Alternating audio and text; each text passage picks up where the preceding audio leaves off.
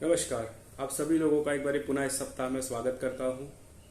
और जैसे कि श्रीमद् भगवत गीता के 6 अध्यायों का अभी तक हमने अनुसरण किया, तो उसी क्रम को आगे बढ़ाते हुए आज जो है सप्तम यानी कि 7वां जो अध्याय है, हम उस पर जो है वो आगे बात करेंगे, 7वें अध्याय का अनुसरण करेंगे।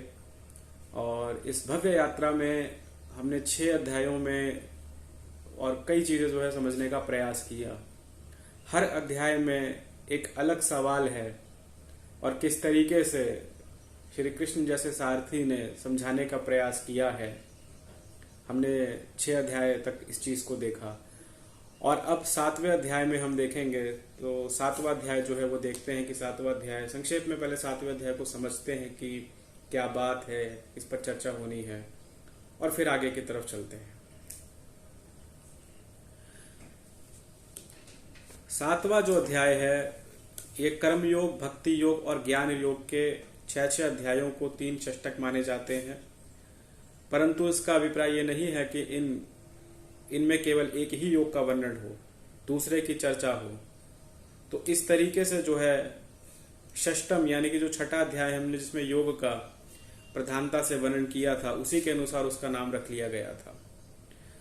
7वें अध्याय से लेकर 12वें अध्याय के बीच के 6ठे प्रसंग वंश कहीं कहीं दूसरे विषयों की चर्चा होने पर भी सभी अध्यायों में प्रधानता से भक्ति योग ही विशद वर्णन है। इसलिए इस षष्ठ को तो भक्ति प्रदान मानव उचित ही है, मानना जो है वो उचित है कि भक्ति योग जो है वो ज्ञान योग, कर्म योग, भक्ति योग किस तरीके से इसमें अंतर देखने को मिलता है वो हम जो है समझने का प्रयास करेंगे। तो 7वें अध्याय का पहला जो श्लोक है वो हम पढ़ते हैं और उसका हिंदी अनुवाद भी हम देखेंगे कि मई आसक्तमना पार्थ योगम युज्जन मदाशय असंशम समग्रम मामम यथा ज्ञानस्सी तथा शृणु।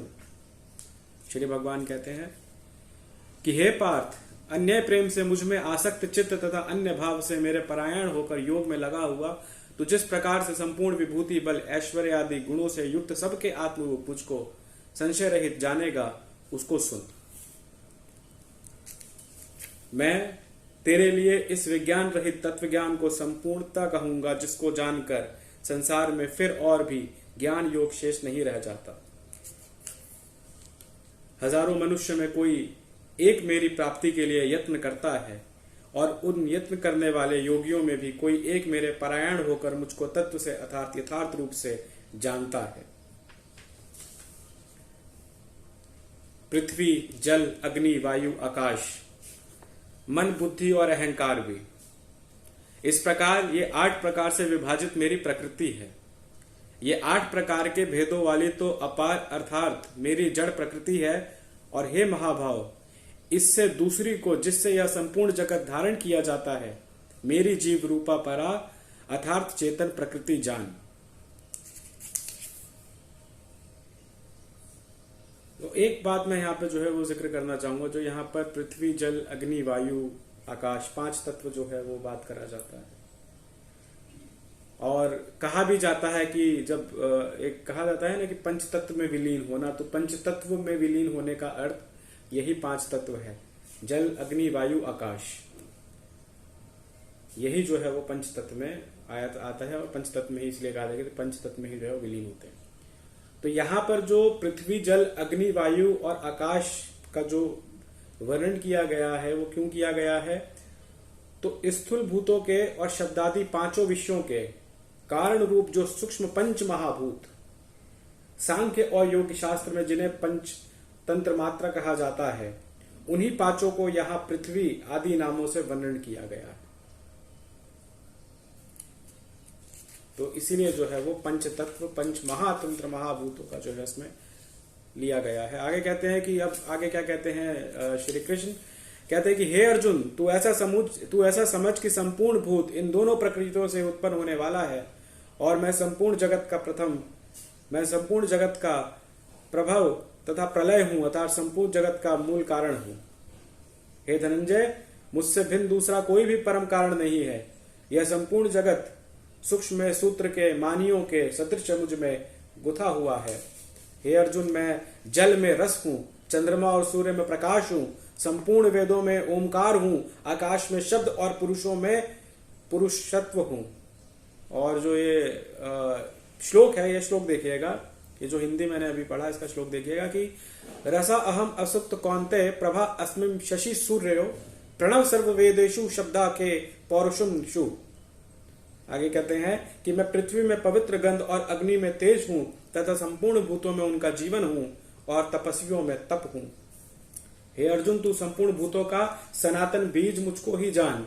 मैं बुद्धिमानों की बुद्धि और तेजस्वियों का तेज हूं।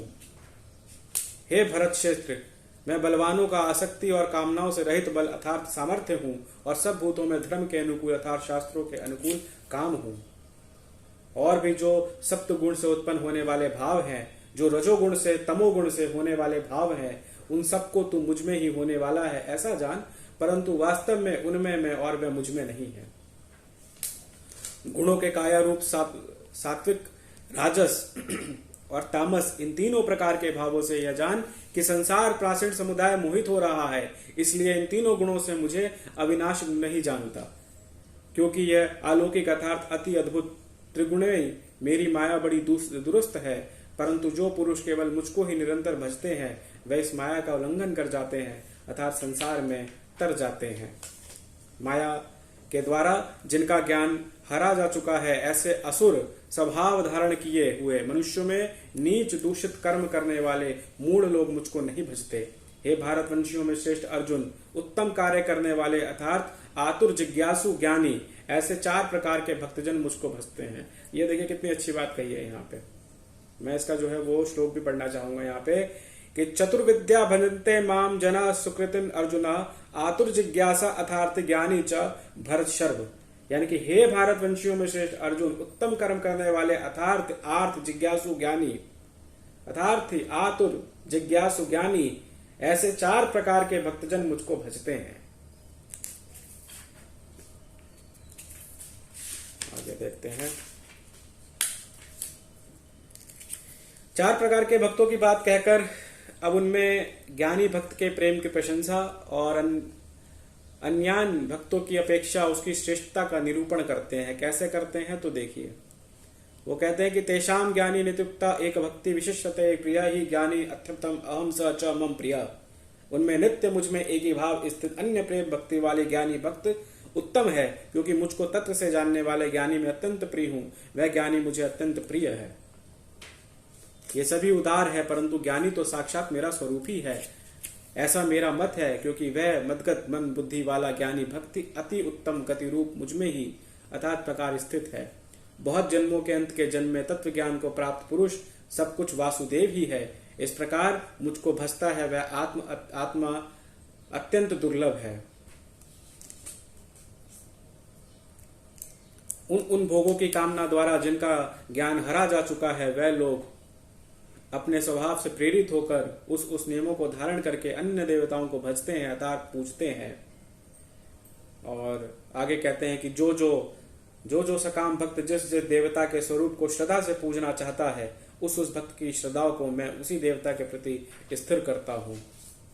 वह पुरुष उस श्रद्धा से युक्त होकर उस देवता का पूजन करता है और उस देवता मेरा ही विधान किए हुए उन इच्छित भोगों को निसंदेह प्राप्त करता है। परंतु उन अल्प बुद्धि वालों का वह फल नाशवान है। वह देवताओं को पूजने वाले देवताओं को प्राप्त हैं और मेरे भक्त चाहे जैसे ही भजे अंत में मुझको ही प्राप्त है। कहते हैं कि अंतवत तु फलम तेषाम तद्भवति अल्प मेधासाम देवान देवज्य यान्ति मक्तता यान्ति माम तपी। बुद्धिहीन पुरुष मेरे अनुत्तम अविनाशी परम भावों को ना जानते हुए मन इंद्रियों से परे मुझे सच्चिदानंद परमात्मा को मनुष्य की भांति जन्मकर व्यक्ति भाव को प्राप्त हुआ मानते हैं। अपनी योगामय से छिपा हुआ मैं सबके प्रत्यक्ष नहीं होता, इसलिए यह ज्ञान जन समुदाय मुझे जन्म रहित अविनाशी परमेश्वर को नहीं जानता अर्थात मुझको जन्मने मरने वाले समझते हैं। अर्थात मुझको जन्मने मरने वाले समझता है। हे अर्जुन, पूर्व में व्यतीत हुए, वर्तमान में स्थित तथा आगे होने वाले सब भूतों में मैं जानता हूं, परंतु मुझको कोई भी श्रद्धा भक्ति रहित पुरुष नहीं जानता। हे भारतवंशी अर्जुन, संसार में इच्छा और द्वेष से उत्पन्न सुख दुख आदि द्वंद्व रूप मोह से संपूर्ण प्राणी अत्यंत अज्ञता को जो है वो प्राप्त हो रहे हैं। परंतु निष्काम भाव से श्रेष्ठ कर्मों का आचरण करने वाले जिन पुरुष का पाप नष्ट हो गया है, वह राग द्वेष जनित द्वंद्व रूप मोह महित मुझको सब प्रकार से भजते हैं। जो मेरे शरण होकर जरा और मरण से छूटने के लिए यत्न करते हैं, वह पुरुष उस ब्रह्मा को, संपूर्ण अध्याय को, संपूर्ण कर्म को जानते हैं। और अंतिम जो इस अध्याय का श्लोक है वो हम देखते हैं कि साधि भूतादि दैवम मामा सानिध्यम च ये विदु प्रणय काले अपिचे माम ते विद्यु युक्त चेतस। जो पुरुष अधिभूत और आदि देव के सहित तथा आदि यज्ञ सहित सबका आत्मरूप मुझके अंतकाल में जानते हैं, वे युक्ति वाले पुरुष मुझे जानते हैं, अतः प्राप्त हो जाते हैं। तो दोस्तों यही था 7वां अध्याय। और इसके बाद जो है वो 8वां जो है यानी कि 8वां जो अध्याय है वो हम अगले सप्ताह जो है वो देखेंगे। अगले सप्ताह जो है वो शुरू करेंगे और हम उसमें समझने का प्रयास करेंगे कि 7 अध्याय तक जो हमने पढ़ा और उसके बाद 8वें अध्याय से फिर क्या शुरू होता है। क्योंकि मैं एक बात यहाँ पे बताना चाहता हूँ कि जो ये 7वां अध्याय हमने पढ़ा, इस 7वें अध्याय में श्री कृष्ण ने समझाया, श्री कृष्ण ने बोला और अर्जुन ने सुना। अब जो 8वां अध्याय हम आगे शुरू करेंगे, उस 8वें अध्याय के श्लोक में जो है हम अर्जुन से जो है वो शुरू करेंगे। क्योंकि इतना जो अभी तक जो समझाया है श्री कृष्ण ने, उसको समझने के बाद जो है वो हम आगे देखेंगे 8वां अध्याय। और 8वें अध्याय से जो है वो अब अर्जुन जो है वो आगे शुरू करेंगे और किस तरीके से वो पूछेंगे, किस तरीके से उनका सवाल होगा, उसको जो है हम इसमें आगे जो है वो जिक्र करेंगे और हम समझने का प्रयास करेंगे, हम अनुसरण करेंगे। और बहुत ही मतलब मैं आपसे कहूं तो हर अध्याय से बहुत कुछ सीखने को इसमें जो है वो हम देख रहे हैं। जब हम इसका अनुसरण कर रहे हैं तो हम देख रहे हैं कि हर अध्याय में जो है वो बहुत कुछ है। और यही हमारी जिज्ञासा है, यही हमारी जो है वो पहचान है कि हम जो है वो सवाल करते हैं, हमारे में सवाल रहता है। और श्री कृष्ण एक ऐसे जो है वो अध्यापक मैं कहूँ, एक ऐसे ज्ञानी थे कि जब वो अर्जुन के सवाल का उत्तर दे रहे थे तो निरंतर जो है वो अर्जुन के मन में जिज्ञासा उठी और वो हर बार प्रश्न करते गए। और श्री कृष्ण जो है बड़ी ही जो है वो आसानी से और बड़ी जो है संयम के साथ जो है वो उत्तर देते गए। सवाल पूछना हमारी पहचान है, सवाल पूछना हमारी संस्कृति है। मैं जब ये आगे मैं फिर आपसे कभी कठोपनिषद की कथा भी आपके संग साझा करूंगा जिसमें सवाल पूछता है नचिकेता किस तरीके से। तो ये समझिए कि इसमें सवाल पूछा गया है, ये जिज्ञासा ही हमारी पहचान है, सवाल पूछना चाहिए। तो 8वां अध्याय में अगले सप्ताह शुरू करेंगे, तब तक ध्यान रखिए, मुस्कुराते रहिए। और 8वें अध्याय में हम अर्जुन का सुनेंगे कि अर्जुन ने क्या आगे सवाल पूछा। तब तक के लिए नमस्कार।